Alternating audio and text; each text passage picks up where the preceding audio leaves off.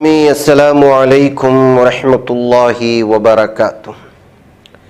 सीधी बात के ताज़ा तरीन प्राइम टाइम में आप लोगों का इस्तकबाल है। नाज़रीन गिरामी, मैं अंसार अज़ीज़ नदवी इस वक्त आप लोगों के सामने कुछ अहम तरीन ख़बरों पर तबसरे करने जा रहा हूँ और आज का ये अहम तरीन 24 घंटे ईरान के लिए और अमेरिका के दरमियान में कुछ भी हो सकता है।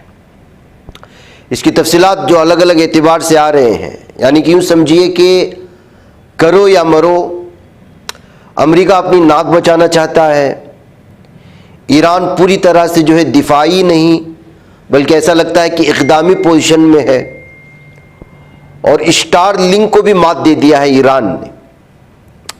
मैं तफसीलात में जाऊँगा, उससे पहले आप लोगों से जो दरख्वास्त होती है और जिन लोगों ने अभी तक चैनल को सब्सक्राइब नहीं किया है वो ज़रूर सब्सक्राइब कर लें। नाज़रीन गिरामी, अमेरिका और ईरान के दरमियान बढ़ती हुई कशीदगी एक नाजुक मरहले में दाखिल हो चुकी है। अमेरिका ने अपने तमाम शहरियों को फौरी तौर पर ईरान छोड़ने की हिदायत जारी कर दी, जबकि वाइट हाउस ने अंदर ईरान पर मुमकिन फौजी हमले या सिफारती मुज़ाकरात के हवाले से खुले इख्तिलाफात सामने आ गए हैं। यानी कि खुद ईरान को लेकर के ट्रंप जो बावला होता हुआ जा रहा है हमला करने के लिए ईरान पर, उसको लेकर के खुद वाइट हाउस के अंदर मौजूद अरकान पार्लियामेंट या सेनेटर्स में जो है इख्तिलाफात हैं, ये सामने आ रही है बात। इसी दौरान पेंटागन ने सदर डोनाल्ड ट्रंप के सामने ईरान के खिलाफ मुतअद्दिद फौजी और गैर फौजी ऑप्शंस भी पेश कर दिए हैं। जैसे अमेरिकी नायब सदर जेडी वेंस की क़यादत में व्हाइट हाउस के सीनियर मुशीरों ने सदर ट्रंप पर जोर दिया है कि ईरान के खिलाफ किसी भी फौजी कार्रवाई से कबल सिफारतकारी को मौका दिया जाए। अमेरिकी मीडिया के मुताबिक सदर ट्रंप ईरान में जारी मुजाहिरों के खिलाफ क्रैकडाउन के तनाजुर में हमले के मुख्तलिफ ऑप्शंस पर गौर कर रहे हैं। ताहम नायब सदर और बाज़ आला हुक्काम का मौक़िफ़ है कि महदूद या मुकम्मल फौजी कार्रवाई के संगीन नताइज हो सकते हैं। एक मारूफ अमरीकी अखबार के मुताबिक सदर ट्रंप ने ताहाल कोई हतमी फैसला नहीं किया, अगरचे वो इस वक्त फौजी कार्रवाई के हक में झुकाव रखते हैं। ताहम हालात के मुताबिक उनका फैसला तब्दील भी हो सकता है। बाज़ हुक्काम के मुताबिक सदर पहले महदूद हमले का हुक्म दे सकते हैं, जिसके बाद मुज़ाकरात की राह हमवार की जा सकती है। लेकिन अमेरिकी अखबार न्यूयॉर्क टाइम्स ने दावा किया है कि सदर डोनाल्ड ट्रंप की इंतज़ामिया जो है वो बड़ी मुमकिना फौजी कार्रवाई पर संजीदगी से गौर कर रही है और मुख्तलिफ ऑप्शंस पर ब्रीफिंग भी दी जा चुकी है। तेहरान में जारी हुकूमत मुखालिफ मुजाहिरों के तनाजुर में फौजी इक़दामात पर मुशावरत का अमल इस कदर तेज़ हो चुका है कि लिखने वाले लिख रहे हैं कि 24 घंटे के अंदर कुछ भी हो सकता है। अखबार के मुताबिक अमरीकी हुक्काम इस बात पर गौर कर रहे हैं कि अगर ईरान में मुजाहिरीन के खिलाफ तशद्दुद में मजीद इजाफा हुआ तो अमरीका सख्त रद्द अमल पेश कर सकता है। अमरीकी जरीदे टाइम मैगजीन ने हलाकतों की तादाद 217 दिखाया है, तो वहीं दीगर मीडिया ने 500 से ज़ायद हलाकतों की तादाद बताई है।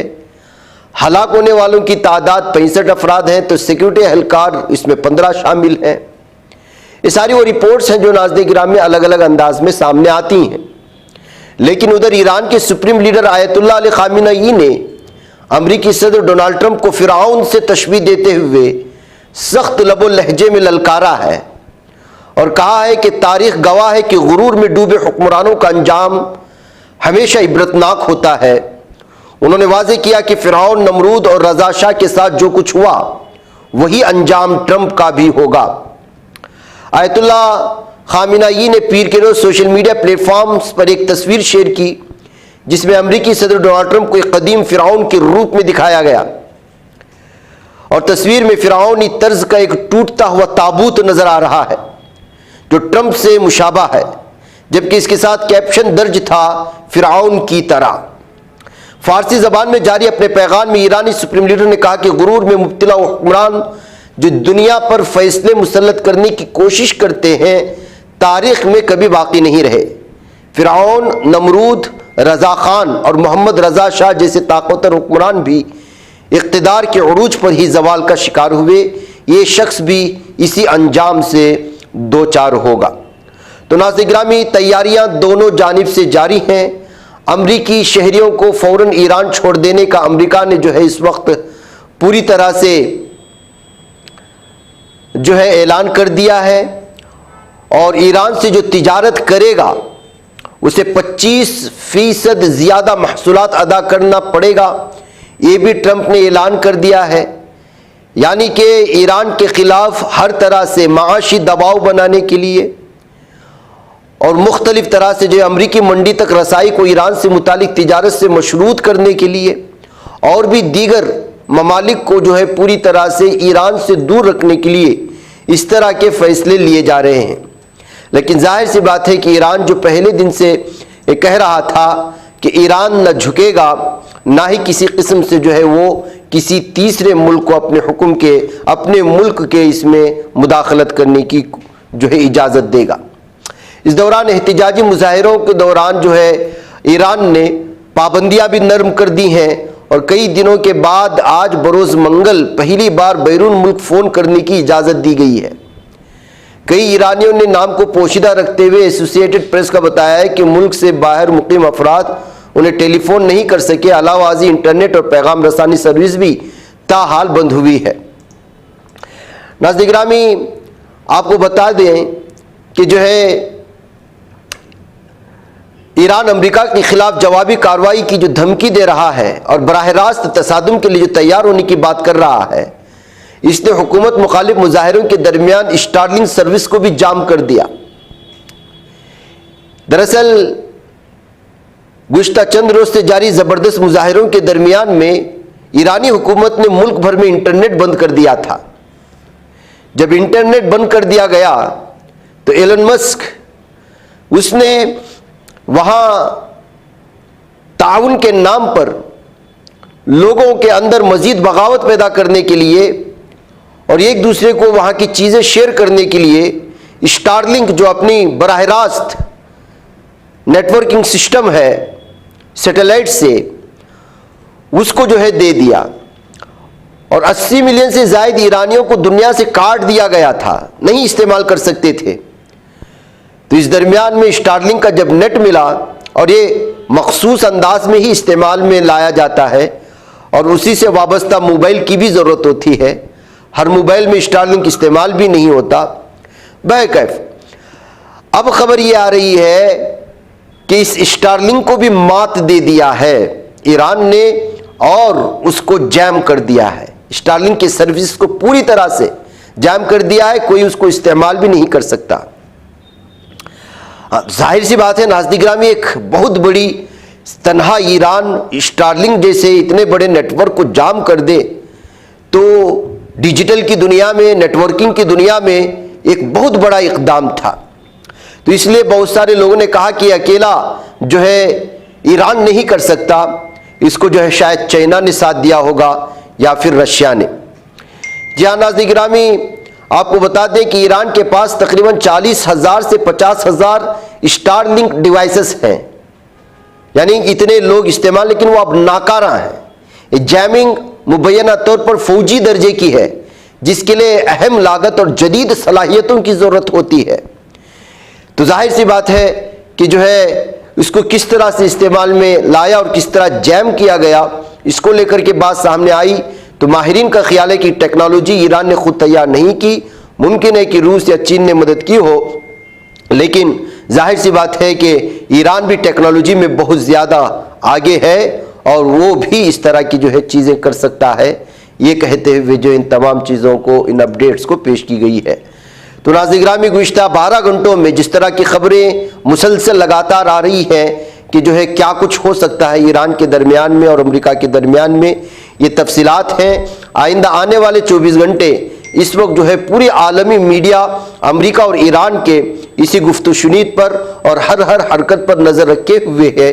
कब किस तरह से, अगर सवाल ये है कि अगर अमेरिका ने हमला कर दिया तो ईरान उसका किस तरह से जवाब देगा, क्या वो भी जो है सिर्फ मिसाइलों पर इक्तिफा करेगा या फिर वो जंगी जो है हवाई जहाज भी इस्तेमाल करेगा, सिर्फ दिफाई पोजीशन जो है इख्तियार करेगा, या उसके आने वाले जहाज़ों को मार गिराने की तरफ ही तवज्जो देगा, या अपने जो मजबूत तरीन और दूर मार मिसाइल हैं उसका इस्तेमाल करते हुए बराह रास्त अमरीका के मुख्तलिफ इलाकों और ठिकानों को निशाने पर लेगा। ये सारी चीज़ें लेकर के इस वक्त अहम तरीन तबसरे सोशल मीडिया में पेश किए जा रहे हैं। बहरकैफ देखते हैं कि आगे आने वाले 24 घंटे में क्या कुछ और हालात बनेंगे और ऊंट किस करवट बैठेगा। उधर नाज़रीन गिरामी, ऑस्ट्रेलिया ने रवामा 8 जनवरी से नेपाल, बांग्लादेश और भूटान के साथ साथ हिंदुस्तान से आने वाले तलबा की वीज़ा दरखास्तों की जांच के अमल को काफ़ी सख्त कर दिया है।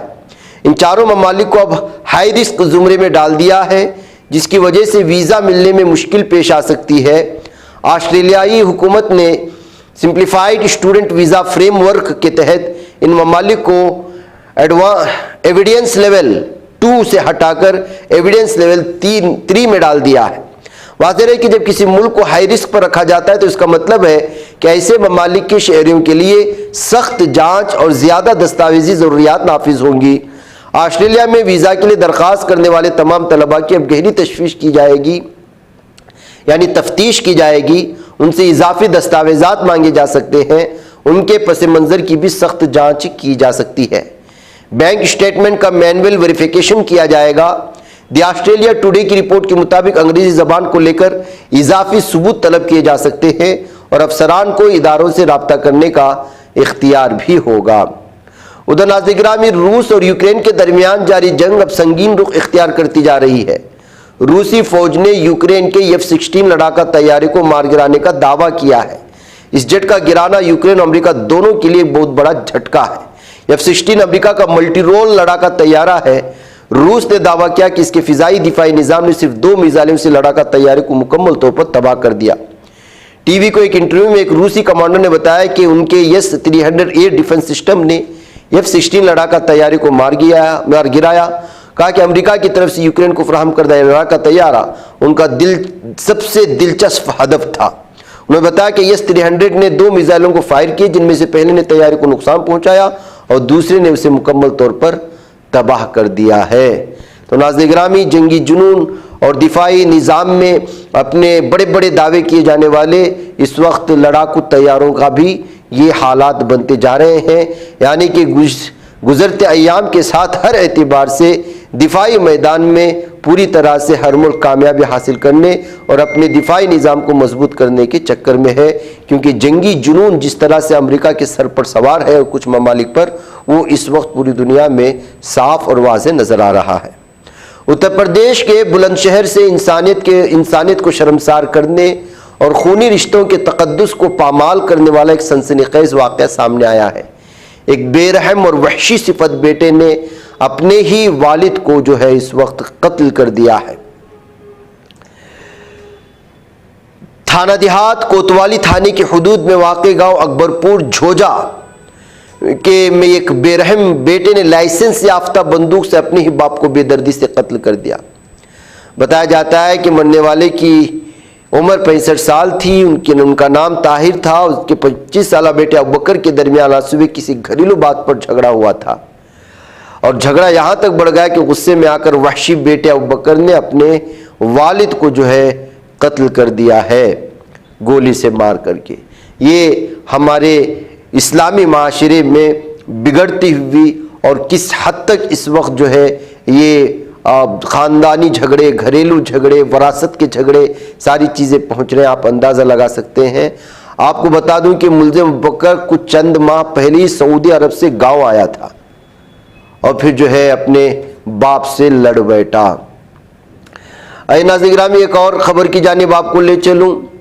डॉक्टर मंजूर आलम के सिलसिले में आप लोग जानते हैं उनके इंतकाल की खबर आ रही है और जो है शाहीन बाग कब्रिस्तान में आज मगरिब बाद उनके तदफीन की खबरें भी सामने आ रही हैं। जी हाँ, डॉक्टर साहब IOS ऑल इंडिया मिली कौंसिल समेत मुतादिद इदारों के बानी व सरपरस्त थे।